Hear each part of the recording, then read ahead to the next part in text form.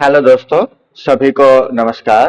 तो आज की इस वीडियो में हम बात करते हैं अपने इतिहास का एक अन्य टॉपिक पुष्यभूति वंश के बारे में। इससे पहले की वीडियो में हमने जो देखा है, हमने बुद्ध धर्म के बारे में और हमने जैन धर्म के बारे में देखा है और पढ़ा है हमने साथ के साथ गुप्त काल के बारे में। तो उससे आगे हम पढ़ने लग रहे हैं हर्षवर्धन काल के बारे में, यानी कि जो कब से कब तक रहा है, 606 ईस्वी से लेकर के 647 ईस्वी तक जिनका जो समय रहा है हर्षवर्धन का, उसके बारे में हम आज की इस वीडियो में जानेंगे। हर्षवर्धन किस वंश से संबंधित था? तो हर्षवर्धन ये पुष्यभूति वंश से संबंधित था, यानी कि जो हर्षवर्धन है जिसका जो टाइम रहा है, इनका जो राज्याभिषेक हुआ था, कब हुआ था? 606 ईस्वी में इनका राज्याभिषेक हुआ था। क्या हुआ था? जो हमने अब की पहले की जो वीडियो देखी है उसके अंतर्गत हमने बुद्ध धर्म के बारे में पढ़ा था, जैन धर्म के बारे में पढ़ा था और गुप्त काल के बारे में पढ़ा था। गुप्त काल जिसको भारतीय संस्कृति का स्वर्ण युग भी बोला जाता है, उसके अंदर गुप्त काल के अंदर हमने उसके बारे में पढ़ा था। गुप्त वंश में क्या था कि जो बिहार है और जो यहाँ पर यूपी के आसपास का जो हिस्सा था, गुप्त वंश के जो शासक थे उन्होंने उसके ऊपर लगभग 160 वर्षों तक शासन किया था। और उसके बाद क्या हुआ, जब इसका पतन होना शुरू हुआ तो इसके पतन के दौरान क्या हुआ था कि यहाँ पर जो ये इनका ये भाग था जहां पर ये शासन क्या करते, छोटे छोटे टुकड़ों में बंटना शुरू हो गया और उन टुकड़ों में एक टुकड़ा यहाँ पर किसके हाथों में आ जाता है? पुष्यभूति वंश के हाथों में आ जाता है। और जिसका एक जो महान शासक होता है जो इस वंश को आगे लेकर के जाने की एक महत्वपूर्ण भूमिका निभाता है, तो वो है हर्षवर्धन, जिसका जो राज्याभिषेक है कब किया गया था? 606 ईस्वी में इनका राज्य अभिषेक किया गया था। हर्षवर्धन का राज्याभिषेक कब किया गया था? तो इनका राज्य अभिषेक 606 ईस्वी में किया गया था। तो हर्षवर्धन के पिता का नाम क्या था? इनके पिता का नाम था प्रभाकर वर्धन। हर्षवर्धन के पिता का नाम क्या था?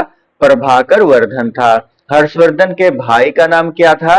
राज्यवर्धन था। हर्षवर्धन के भाई का नाम क्या था? राज्यवर्धन था। और हर्षवर्धन की बहन का नाम क्या था? हर्षवर्धन की जो बहन है उसका नाम क्या था? उस बहन का नाम था राज्यश्री। राज्यश्री का विवाह किससे हुआ था? कन्नौज के राजा ग्रहवर्मन से हुआ था। राज्यश्री का जो विवाह है वो किसके साथ हुआ था? कन्नौज के राजा ग्रहवर्मन के साथ हुआ था। तो क्या था जो एक कन्नौज है, कन्नौज को जो हर्ष है इन्होंने अपनी राजधानी भी बना लिया था। और जो राजधानी बनाया था, जब ये राजधानी बनी तो उसे क्या होता है कि जो पाटलिपुत्र है उसके बुरे दिन शुरू हो जाते हैं। तो हर्षवर्धन की जो राजधानी है वो कौन सी थी? कन्नौज थी। हर्षवर्धन की जो राजधानी है कन्नौज थी। इस वीडियो के अंतर्गत आपको इस वंश से संबंधित सभी प्रकार के प्रश्न जो हमारे एग्जाम्स की दृष्टि से महत्वपूर्ण है, सभी के सभी देखने को मिलेंगे।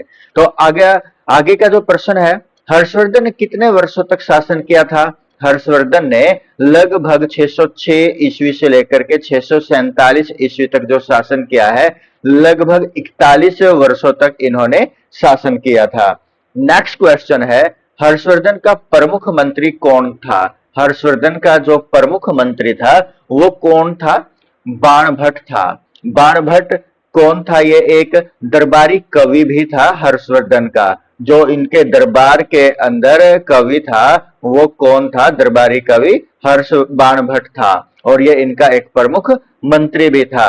इन्होंने एक पुस्तक लिखी थी, बाणभट्ट के द्वारा एक पुस्तक लिखी गई जिसका नाम क्या था? हर्ष चरित्र था। क्या नाम था उस पुस्तक का? हर्ष चरित्र, जो इनके द्वारा लिखी गई थी। बाणभट्ट के द्वारा एक पुस्तक लिखी गई जिसका नाम क्या था? हर्ष चरित्र था। उसके बाद ये कौन थे? इनके दरबारी कवि थे और मंत्री भी थे। हर्षचरित्र ग्रंथ किसने लिखा था? बाणभट्ट ने लिखा था।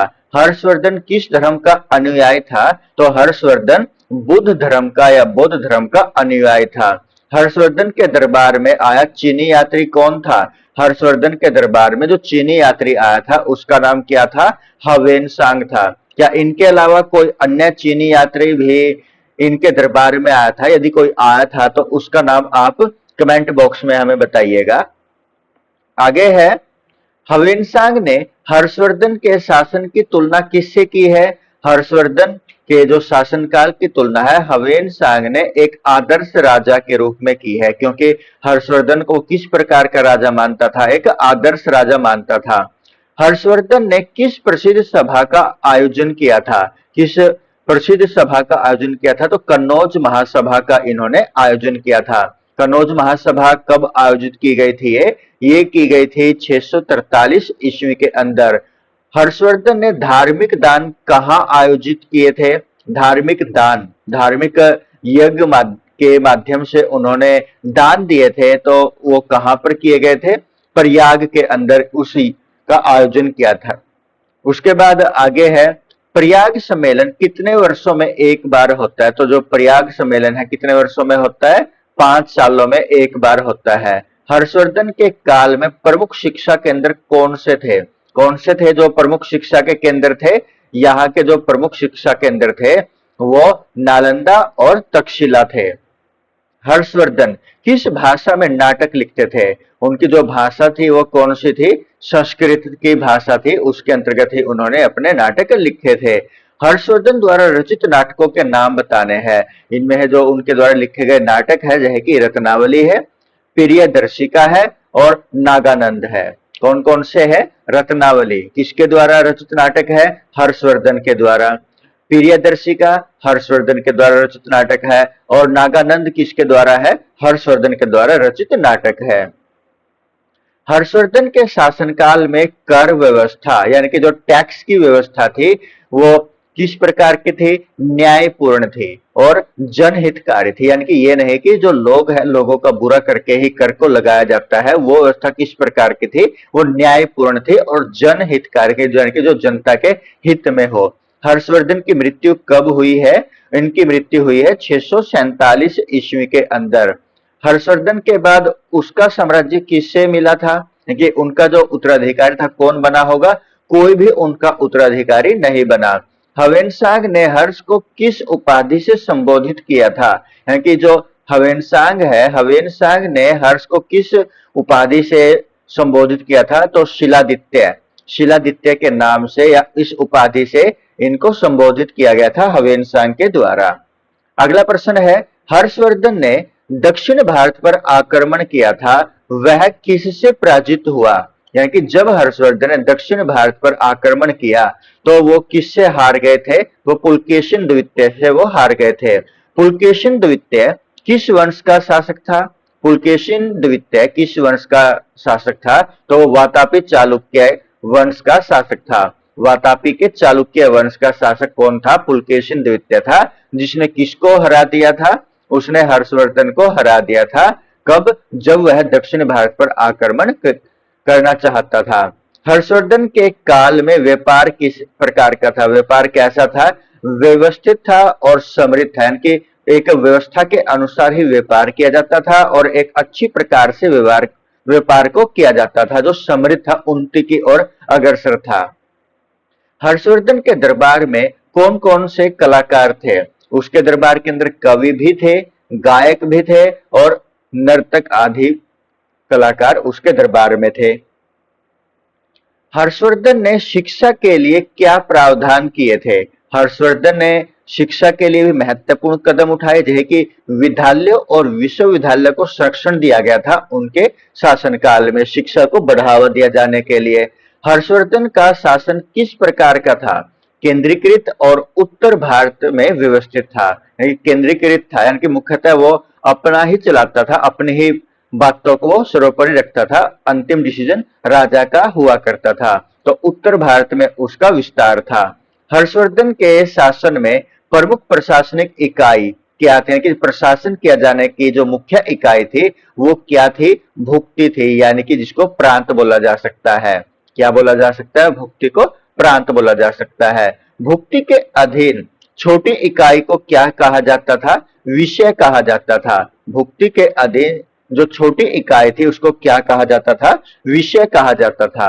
हर्षवर्धन के शासन में भूमि कर को क्या कहा जाता था? उद्यंग कहा जाता था। उद्यंग क्या था?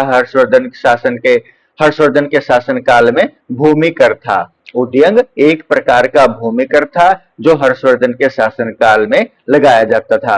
हर्षवर्धन की मुद्रा किस धातु की बनाई जाती थी? वो सोने की बनाई जाती थी, यानी कि एयू की बनी हुई होती थी, गोल्ड की बनी हुई होती थी।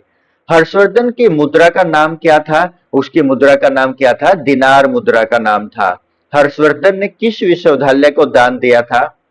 नालंदा विश्वविद्यालय को दान दिया था। हर्षवर्धन ने जो विश्वविद्यालय है, कौन से विश्वविद्यालय को दान दिया था? नालंदा विश्वविद्यालय को हर्षवर्धन ने दान दिया था। हर्षवर्धन के काल में प्रमुख चिकित्सा प्रणाली कौन सी थी? कौन सी चिकित्सा प्रणाली उसके शासनकाल में प्रमुख थी? तो आयुर्वेद उसके शासनकाल में प्रमुख चिकित्सा प्रणाली थी। हर्षवर्धन की सेना में कौन कौन सी इकाइयां थी? पैदल यात्री भी थे, यानी कि पैदल सिपाही भी थे, अश्वारोही यानी कि घोड़े पर भी, रथ पर भी और हाथी पर भी। ये माना जाता है कि जो हर्षवर्धन की जो सेना है, उसकी सेना के अंदर जो घोड़े थे उनकी संख्या 1 लाख थी। यानी कि जो घोड़ों की संख्या थी वो कितनी थी? 1 लाख थी। और उसके बाद जो 60,000 थे वो उसकी संख्या में हाथी थे।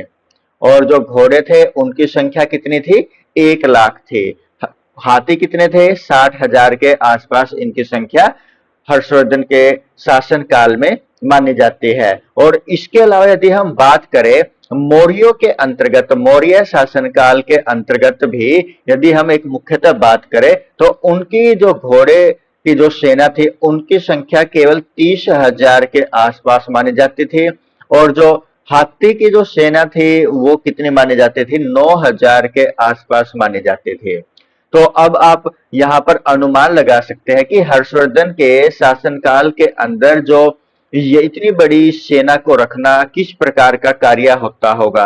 हो सकता है कि ये अपने सामंतों की सेना को भी शामिल करके इस अपनी सेना को बड़ी दिखाना चाहते हो।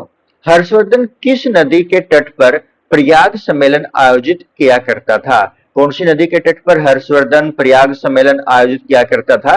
तो गंगा नदी के तट पर वो प्रयाग सम्मेलन का आयोजन किया करता था। उसके बाद अगला प्रश्न है, हर्षवर्धन ने कौन सी प्रमुख सार्वजनिक योजनाएं शुरू की थी? हर्षवर्धन के द्वारा जो योजनाएं शुरू की गई थी वो कौन कौन सी थी? धार्मिक आयोजन था और अन्न वितरण था। धार्मिक आयोजन के समय समय पर कोई भी जो धार्मिक अनुष्ठान होते थे वो हर्षवर्धन के द्वारा करवाए जाते थे।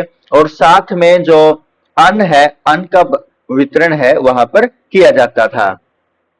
हर्षवर्धन के समय विदेशी यात्री भारत क्यों आते थे?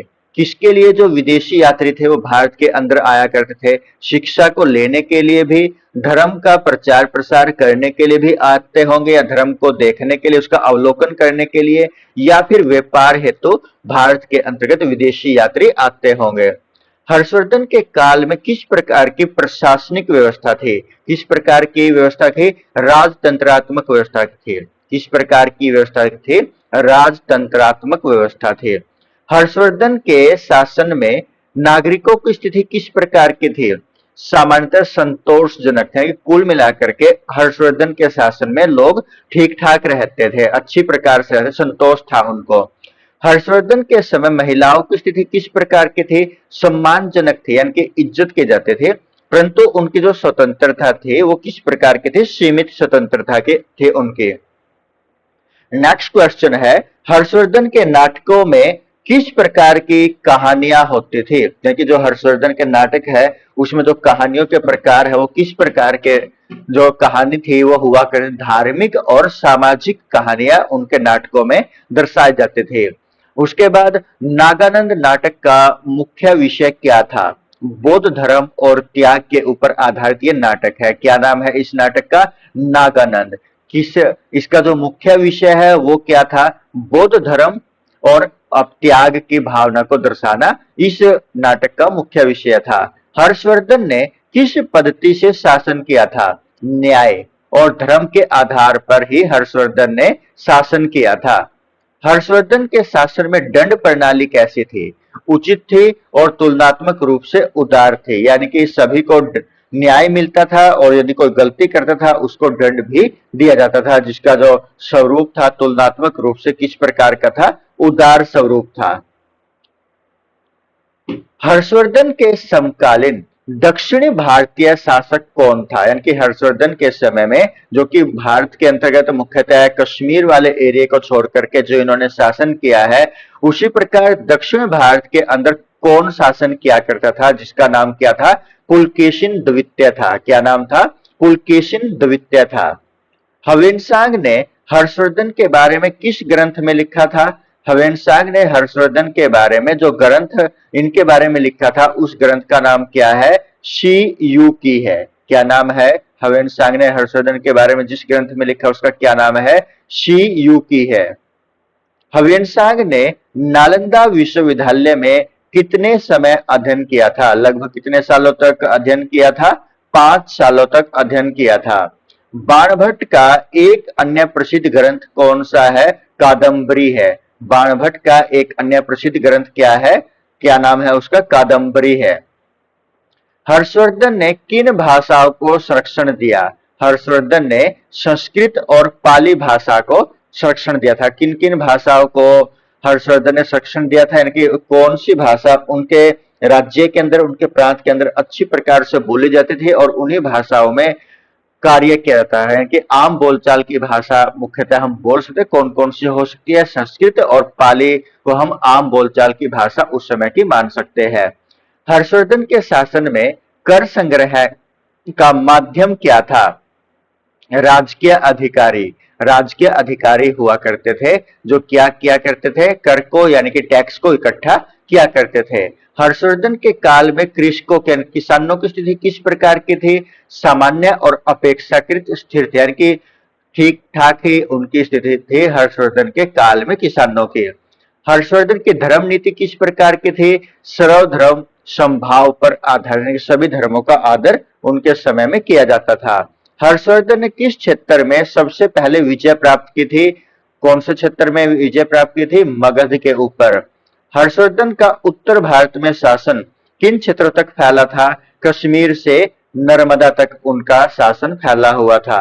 हर्षवर्धन किस युद्ध में पुलकेशिन द्वितीय पराजित हुए थे? कौन से युद्ध में वो हर्षवर्धन है जो पुलकेशिन द्वितीय से हार गए थे? तो कौन सा युद्ध था वो? नर्मदा का युद्ध था। हर्षवर्धन ने युद्ध के बाद किस नीति को अपनाया था? शांति और धर्म प्रचार की नीति को हर्षवर्धन ने युद्ध के बाद अपनाया था। हर्षवर्धन ने कितनी बार प्रयाग सम्मेलन आयोजित किया था? हर्षवर्धन ने जो प्रयाग सम्मेलन है जो गंगा नदी के किनारे पर किया जाता था, उसका आयोजन कितनी बार किया? 5 वर्ष में 1 बार। और अपने जीवन में कुल कितनी बार किया है? 6 बार किया है। यहाँ पर 2 प्रश्न बनते हैं कि प्रयागराज में सम्मेलन कितने वर्षों में किया जाता था?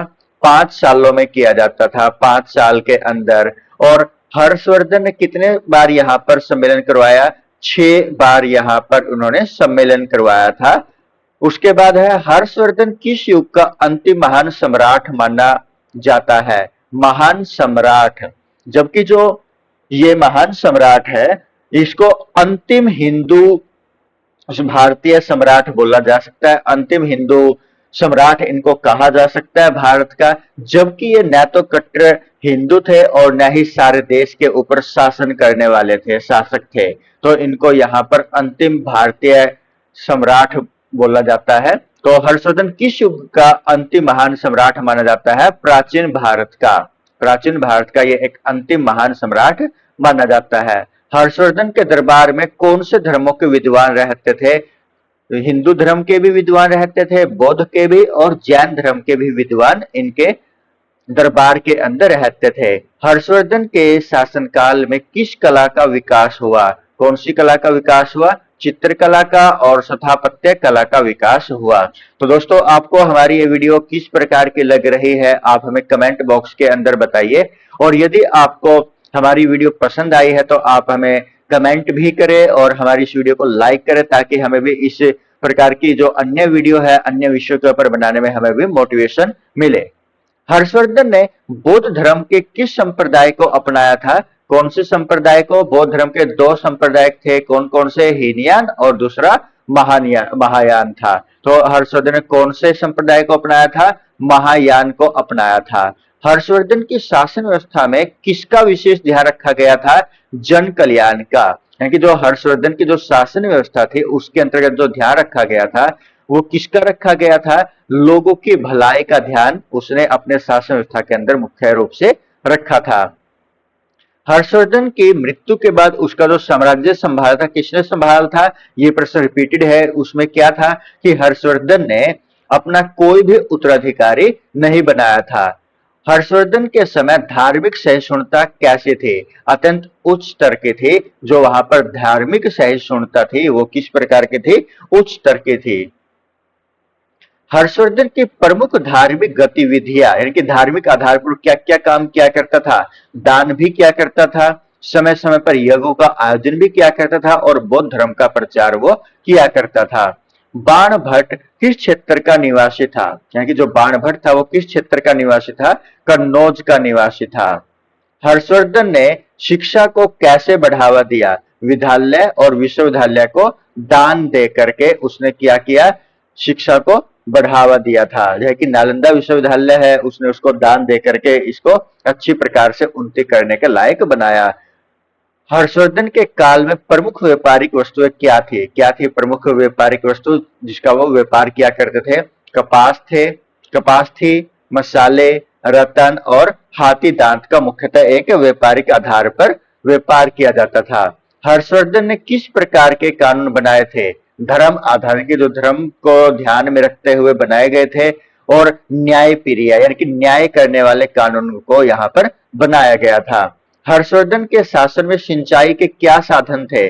तालाब यानी कि जो हर्षवर्धन के शासन काल में जो सिंचाई की जाती थे उसके साधन क्या क्या थे? तालाब थे, कुएं के माध्यम से और नहरों के माध्यम से सिंचाई की जाती थी। हर्षवर्धन की शासन शैली का प्रमुख आधार क्या था?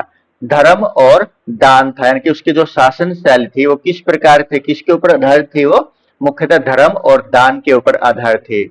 हर्षवर्धन के शासन में ग्राम प्रशासन किसके अधीन था? यानी कि जो गांव का प्रशासन था वो किसके अधीन रह करके किया जाता था? ग्राम प्रमुखों के अधीन रह करके गांव का प्रशासन किया जाता था। हर्षवर्धन के समय भूमि का प्रमुख स्वामी कौन होता था? राजा होता था।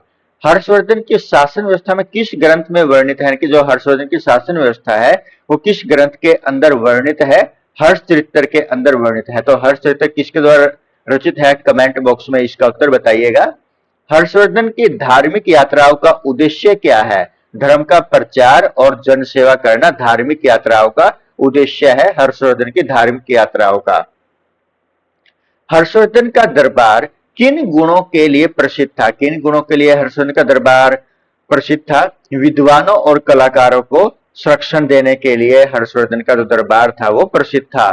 हर्षवर्धन किस प्रसिद्ध विश्वविद्यालय के संरक्षक थे? तो नालंदा विश्वविद्यालय के थे। हर्षवर्धन के प्रशासनिक अधिकारी किस पद से जाने जाते थे? उपरिक नामक पद से उनको जाना जाता था। किसको? प्रशासनिक अधिकारियों को किस नाम से? उपरिक। हर्षवर्धन ने किस युद्ध के बाद संन्यास लिया था? किस युद्ध के बाद नहीं, यह प्रमाणिक नहीं है कि हर्षवर्धन ऐसी कोई भी जानकारी हमें नहीं मिली है जिसे ये कहा जा सके कि उसने युद्धों से संन्यास ले लिया हो। हर्षवर्धन के समय न्यायालय किस प्रकार कार्य किया करते थे? राजा के अधीन रहते थे जो न्यायालय थे और धर्मशास्त्र पर वो आधारित थे। अगला प्रश्न है, हर्षवर्धन के शासन में प्रमुख बौद्ध मठ कहाँ कहाँ स्थित थे? नालंदा के अंदर स्थित थे, वैशाली के अंदर और विक्रमशिला के अंदर ये बौद्ध मठ स्थित थे। हर्षवर्धन की दानशीलता के लिए वह किस उपाधि से प्रसिद्ध था? दानवीर की उपाधि से हर्षवर्धन प्रसिद्ध था अपनी दानशीलता के लिए। हर्षवर्धन का शासन किस ऐतिहासिक काल में आता है? प्राचीन भारत के उत्तर गुप्त काल में उनका शासन आता है। हर्षवर्धन के समय कौन सा धर्म सर्वाधिक लोकप्रिय था? बौद्ध धर्म हर्षवर्धन के समय में सबसे ज्यादा लोकप्रिय था। हर्षवर्धन के काल में व्यापार का प्रमुख मार्ग कौन सा था? उत्तर पथ था। यानी कि जो हर्षवर्धन था उनके काल में जो व्यापार का प्रमुख मार्ग था वो क्या था? उत्तर पथ था। हर्षवर्धन की शासन प्रणाली किससे प्रेरित थी? गुप्त शासन के। यानी कि जो गुप्त वंश के अंतर्गत जो प्रशासन किया जाता था उसी प्रणाली के ऊपर ज्यादातर प्रणाली हर्षवर्धन की संबंधित थी। शासन प्रणाली है वो गुप्त शासन प्रणाली से प्रभावित थी। हर्षवर्धन का साम्राज्य किन किन आधुनिक राज्यों में फैला हुआ था? उत्तर प्रदेश के अंदर, बिहार के अंदर, मध्य प्रदेश और ओडिशा तक ये फैला हुआ था। यद्यपि उसने आगे भी बढ़ने की कोशिश की थी लेकिन वो वहां पर पुलकेशिन द्वितीय से हार जाता है। हर्षवर्धन किस नदी पर अपने साम्राज्य को नहीं बढ़ा सके? कौन सी नदी तक अपने साम्राज्य को नहीं बढ़ा सके? कृष्णा नदी तक अपने साम्राज्य को वो नहीं बढ़ा सके। हर्षवर्धन की शासन नीति में धर्म का स्थान कैसा था? मूलभूत और केंद्रित था। यानी कि जो हर्षवर्धन की जो शासन नीति थी धर्म के अंतर्गत उसका जो स्थान था किस प्रकार का था? वो स्थान मूलभूत और केंद्रीयकृत था। उसके बाद जो हर्षवर्धन है, हर्षवर्धन के शासन में तांबे की मुद्रा को क्या कहा जाता था? क्या कहा जाता था हर्षवर्धन के शासन में तांबे की मुद्रा को? कार कारसापन कहा जाता था। क्या कहा जाता था? कारसापन कहा जाता था। हर्षवर्धन ने किस बौद्ध मठ का पुनर्निर्माण करवाया था? नालंदा महाविहार का उन्होंने दोबारा से निर्माण करवाया था जो कि एक प्रकार का बुद्ध मठ था। हर्षवर्धन के शासनकाल की प्रमुख विशेषता क्या थी? उनकी जो प्रमुख विशेषता थी वो क्या थी? यहाँ पर हर्षवर्धन की वो थी धार्मिक सहिष्णुता और शिक्षा का विकास किया जाना। हर्ष के शासनकाल की प्रमुख विशेषता थी धार्मिक सहिष्णुता और शिक्षा का विकास किया जाना। हर्षवर्धन ने किस शैली में नाटक लिखे थे? संस्कृत नाट्य शैली में उन्होंने नाटक लिखे थे। हर्षवर्धन ने संस्कृत नाट्य शैली के अंतर्गत नाटकों को लिखा था। हर्षवर्धन ने कहां पर बौद्ध भिक्षुकों को भोजन करवाया था? प्रयाग महासभा में उन्होंने बौद्ध भिक्षुकों को भोजन करवाया था। हर्षवर्धन के समय कौन से प्रमुख धार्मिक तीर्थ स्थल थे? प्रयाग, काशी और वैशाली। ये उस समय के भी और वर्तमान के भी प्रसिद्ध धार्मिक तीर्थ स्थल थे। हर्षवर्धन की मृत्यु के बाद भारत में कौन सा युग आरंभ हुआ? कौन सा युग आरंभ हुआ था? राज्य विघटन, यानी कि राज्य टूटना शुरू हो गया और जो आसपास के सामंत राज्य थे, राजा थे, जो सामंत थे, उन्होंने क्या करना शुरू कर दिया? अपने अपने आधार पर अपने अपने क्षेत्र को बांट करके अपना राज्य करना शुरू कर दिया। तो दोस्तों आपको हमारी ये वीडियो किस प्रकार की लगी हमें कमेंट बॉक्स में आवश्यक बताएं। धन्यवाद।